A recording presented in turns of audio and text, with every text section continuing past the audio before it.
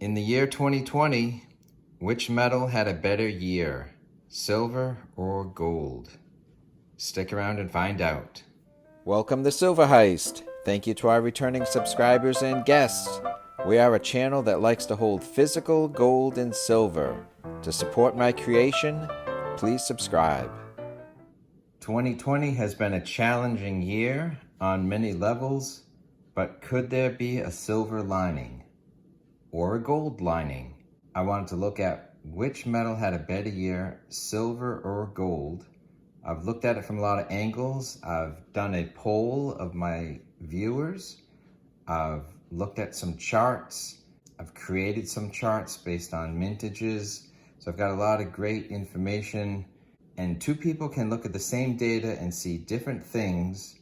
So we can definitely interpret the year for the metals differently, and that's what makes it great. So let's just take a look at some numbers and you be the judge, and perhaps what you learn about this year may help you make some choices for 2021. So in your opinion, which metal had a better year in 2020? Silver had a better year than gold. Gold had a better year than silver. Silver and gold's year were both good. Silver and gold both had bad years, and other comment below. So 266 votes, 48% silver better than gold, 16% gold better than silver, 29% silver and gold both did well, 2% silver and gold had bad years, and other comment below. All right, so let's just look at the spot price for silver using Kitco as a resource.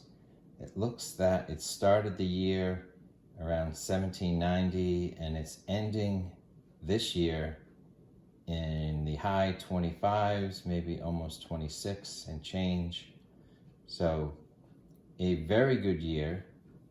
And as you recall, in March, it took a big drop, pretty significant drop. I don't know the percentage off the top of my head, but it took a while to get back. It took almost 60 days for it to recover to its previous price. But then it took off and hit a high in August, along with gold that we'll see soon. And then it's tailed off until now. And right now it seems to be on the uptick a bit. Okay, let's look at the 1 year gold on Kitco. It looks like it entered the 2020 around 1523, and it's closing out the year in the high 1880s, maybe 1883, maybe a little higher or lower, depending where it goes in the next couple of days. A nice steady increase.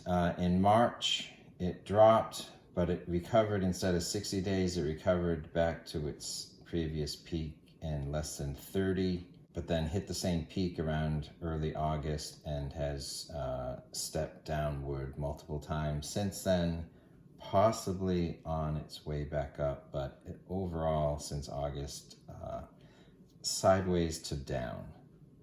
But overall, a very nice upward slope. So I've prepared a chart and I basically looked at the closing price of both silver or gold on, say, December 31st, 2016, and then what did it close on December 31st, 2017.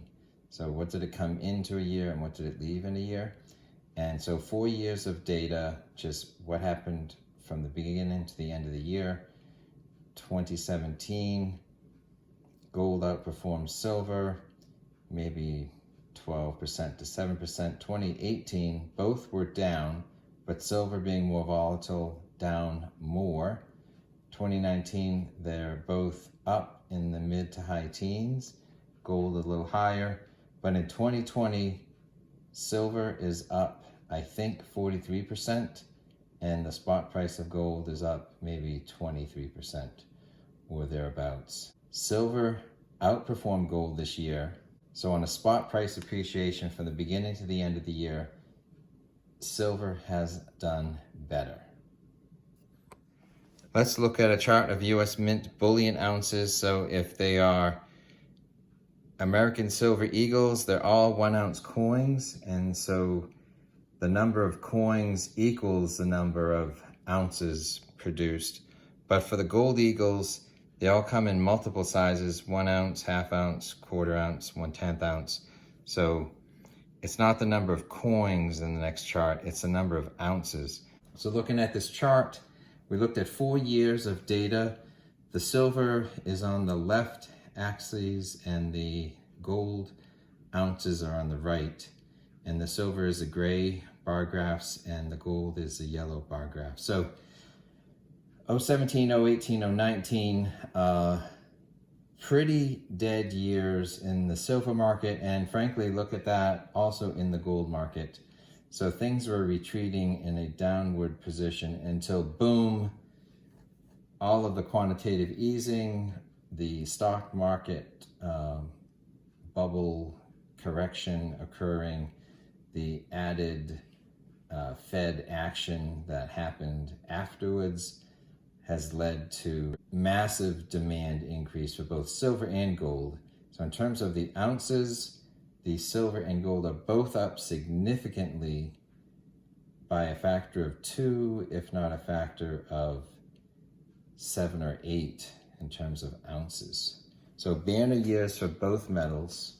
Another way to look at it is this. So in a high demand year with a high spot price, do you think the US Mint is making 1 ounce coins, half ounce, quarter ounce, or 1/10 ounce in higher quantities? 1/10 is going to equal the same amount of count as 1 ounce. So what type of coins are they making? In a bull market year, when gold is expensive, it brings out the 1 ounce buyers, and the 1 ounce buyers are the most popular coin.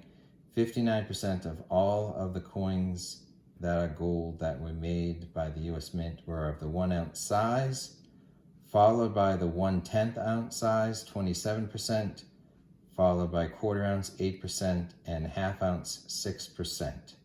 So looking at this pie chart, it's kind of like the 1 ounce is the Cadillac and the 10th ounce is the Chevy, and the two in the middle are like Oldsmobile and Buick, and they kind of get lost in the shuffle.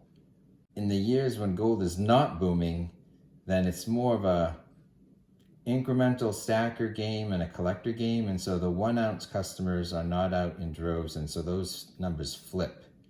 The 1/10 is most popular, and then the 1 ounce is next up, but the quarters and the halves are always in the smaller numbers. So Mike D said, Bitcoin had a great end to the year, laugh out loud.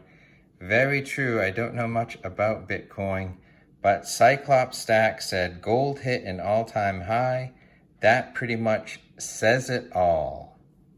Good point. I am shouting you out on a recorded video at this very moment.